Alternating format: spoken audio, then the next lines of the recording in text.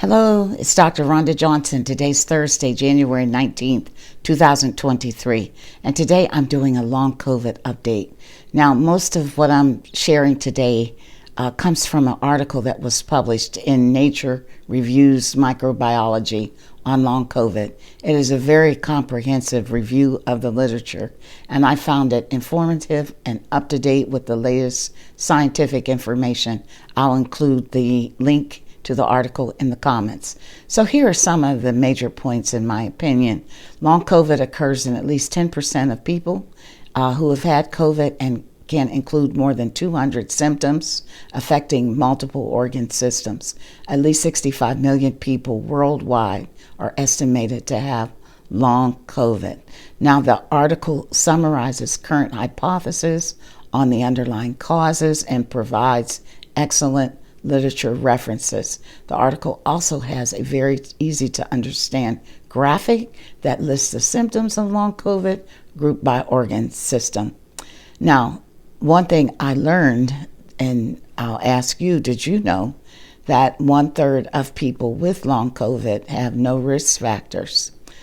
Other potential risk factors include having type 2 diabetes, having autoimmune disease, having chronic connective tissue disorder, and being female. Now, there are some socioeconomic risk factors that may predispose people to long COVID. That includes being of lower income and having an inability to adequately rest in the early weeks after developing COVID-19.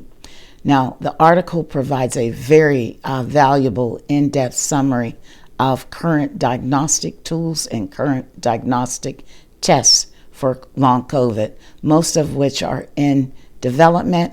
And the authors note that many clinicians may not be current on some of these tests.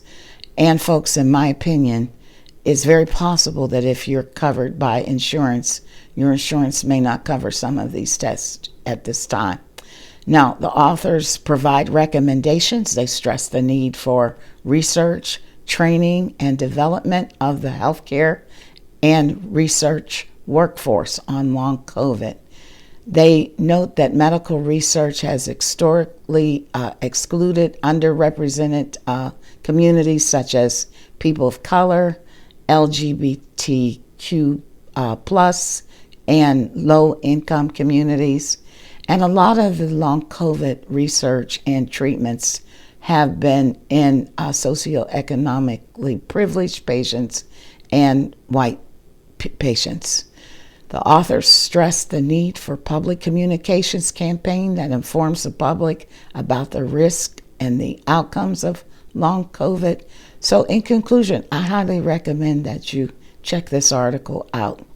The authors note that a lot of people have long COVID and they may have lifelong disabilities if there's not better treatments and more research. Now, I saw a comment on Twitter today that I'll end with, and it said, "We are at the end of the beginning, not the beginning of the end of COVID." So just let that sink in. Now, in closing, this is my opinion. If you minimize your risk of getting COVID, you can also reduce your risk of getting long COVID, and that's worth doing. The best COVID infection you could ever have is the one that you never get. That's my message today. Be safe, be careful. Take care, folks.